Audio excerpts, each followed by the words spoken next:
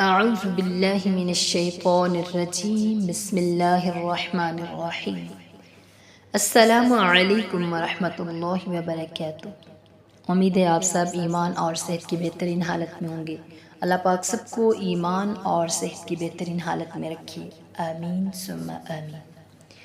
آج ہم انشاءاللہ العزیز سورہ بقرہ کی آیت نمبر 203 کا ترجمہ اور تفسیر کریں گے۔ وَاذْكُرُوا اللَّهَ فِي أَيَّامٍ مَّعْدُودَاتٍ، اور یاد کرو اللہ کو گنتی کے چند دنوں میں۔ فَمَن تَعَجَّلَ فِي يَوْمَيْنِ فَلَا إِثْمَ عَلَيْهِ، پھر جو کوئی جلدی چلا گیا 2 ہی دن میں تو اس پر کچھ بھی گناہ نہیں۔ وَمَن تَأَخَّرَ فَلَا إِثْمَ عَلَيْهِ لِمَنِ اتَّقَىٰ، اور جو کوئی رہ گیا تو اس پر بھی کچھ گناہ نہیں جو ڈرتا ہے۔ وَاتَّقُوا اللَّهَ وَاعْلَمُوا أَنَّكُمْ إِلَيْهِ تُحْشَرُونَ، اور ڈرتے رہو اللہ سے اور جان لو بے شک تم سب اسی کے پاس جمع ہوگے، اسی کے پاس اکٹھے کیے جاؤ گے۔ آیت مبارکہ کے اندر احکام حج کی آخری آیت بیان کی گئی ہے کہ یہ جو آخری آیت ہے اس میں حجاج کو ذکر اللہ کی طرف متوجہ کر کے ان کے مقصد حج کی تکمیل اور آئندہ زندگی کو درست رکھنے کی ہدایت اس طرح بیان فرمائی گئی ہے۔ وَاذْكُرُوا اللَّهَ فِي أَيَّامٍ مَّعْدُودَاتٍ، یعنی اللہ کو یاد کرو گنتی کے چند دنوں میں۔ ان چند دنوں سے مراد ایام تشریق ہیں جن میں ہر نماز کے بعد تکبیر کہنا واجب ہے۔ آگے ایک مسئلے کی وضاحت کی گئی ہے کہ مینا میں قیام اور جمرات پر کنکریاں مارنا کب تک ضروری ہے، تو اس میں اہل جہالیت کا اختلاف رہا کرتا تھا۔ بعض لوگ 13ویں تاریخ ذی الحجہ تک مینا میں قیام اور جمرات پر رمی کرنے کو ضروری سمجھتے تھے۔ اس سے پہلے 12ویں تاریخ کو واپس آ جانے کو ناجائز اور ایسا کرنے والوں کو گناہ گار کہا کرتے تھے۔ اسی طرح دوسرے لوگ 12ویں تاریخ کو چلے جانا ضروری سمجھتے اور 13ویں تک ٹھہرنے کو گناہ جانتے تھے۔ تو اس آیت میں ان دونوں کی اصلاح اس طرح کی گئی ہے، فَمَن تَعَجَّلَ فِي يَوْمَيْنِ فَلَا إِثْمَ عَلَيْهِ وَمَن تَأَخَّرَ فَلَا إِثْمَ عَلَيْهِ، یعنی جو شخص عید کے بعد صرف 2 دن مینا میں قیام کر کے واپس آ جائے اس پر بھی کوئی گناہ نہیں، اور جو تیسرے دن تک مؤخر کرے اس پر بھی کوئی گناہ نہیں ہے۔ یہ دونوں فریق جو ایک دوسرے کو گناہ گار کہتے ہیں یہ غلطی میں مبتلا ہے۔ صحیح یہ ہے کہ حجاج کو دونوں صورتوں میں اختیار ہے، جس پر چاہے عمل کرے۔ ہاں افضل اور اولیٰ یہی ہے کہ تیسرے دن تک ٹھہرے، یہاں تک کہ فقہا نے فرمایا ہے کہ جو شخص دوسرے دن غروب آفتاب سے پہلے مینا سے چلا آیا اس پر تیسرے دن کی رمی واجب نہیں، لیکن اگر آفتاب مینا میں غروب ہو گیا پھر تیسرے دن کی رمی کرنے سے پہلے وہاں سے واپس آ جانا جائز نہیں رہتا۔ تو البتہ تیسرے دن کی رمی میں یہ رعایت رکھی گئی ہے کہ وہ زوال آفتاب سے پہلے صبح کے بعد بھی ہو سکتی ہے۔ تو مینا سے واپسی کا ارادہ اور اس میں حجاج کو اختیار دینے کا ذکر فرمانے کے بعد جو کچھ کہا گیا کہ دوسرے دن واپس آ جائے تو کچھ گناہ نہیں، اور تیسرے دن واپس آ جائے تو کچھ گناہ نہیں، یہ سب اس شخص کے لیے ہے جو اللہ تعالیٰ سے ڈرنے والا اور اس کے احکام کی پابندی کرنے والا ہے، کیونکہ در حقیقت حج اسی کا ہے۔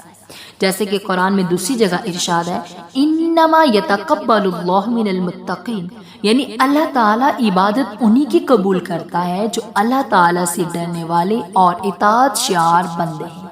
اور جو شخص حج سے پہلے بھی گناہوں میں ملوث تھا اور حج کے اندر بھی بے پرواہی سے کام کرتا رہا ہے تو حج کے بعد بھی گناہوں سے پرہیز نہ کیا اس نے، تو اس کو اس کا حج کوئی فائدہ نہیں دے گا، اگرچہ اس کا حج فرض ادا ہو گیا، ترک حج کا مجرم رہے گا۔ تو آخر آیت میں ارشاد فرمایا وَاتَّقُوا اللَّهَ وَاعْلَمُوا أَنَّكُمْ إِلَيْهِ تُحْشَرُونَ، یعنی ڈرتے رہو اللہ تعالیٰ سے اور یقین کرو کہ تم سب اللہ کے پاس جمع ہونے والے، وہ تمہاری کھلے ہوئے چھپے ہوئے اعمال کا حساب لیں گے، ان پر جزا اور سزا دیں گے۔ احکام حج جو اوپر کی آیت میں بیان کیے گئے ہیں یہ جملہ در حقیقت ان سب کی روح ہے۔ اس کے معنی یہ ہیں کہ خاص ایام حج میں جبکہ اعمال حج میں مشغول ہو اس وقت بھی اللہ تعالیٰ سے ڈرو، احکام حج میں کوئی کوتاہی نہ کرو، کوئی کمی نہ رہنے دو اور بعد میں بھی اپنے حج پر مغرور نہ ہو، بلکہ اللہ سے ڈرتے رہو، گناہوں سے اجتناب کرو، کیونکہ وزن اعمال کے وقت انسان کے گناہ اس کے نیک اعمال کو کھا جائیں گے، نیک اعمال کا اثر اور وزن ظاہر نہ ہونے دیں گے۔ تو عبادات حج کے متعلق حدیث میں بھی ہے، جب انسان حج سے فارغ ہو کر آتا ہے تو اپنے سابقہ گناہوں سے ایسے پاک صاف ہو جاتا ہے جیسے وہ ماں کے پیٹ سے آج پیدا ہوا ہے۔ اس لیے خاص طور سے حجاج کو آئندہ کے لیے تقوی کی اختیار کرنی چاہیے، تقوی کی ہدایات بھی کی گئی ہے اور تقوی اختیار بھی کرنا چاہیے کہ پچھلے گناہوں سے پاک ہو چکے ہو، آگے اختیار رکھو تو دنیا اور آخرت کی بھلائی تمہارے لیے ہے۔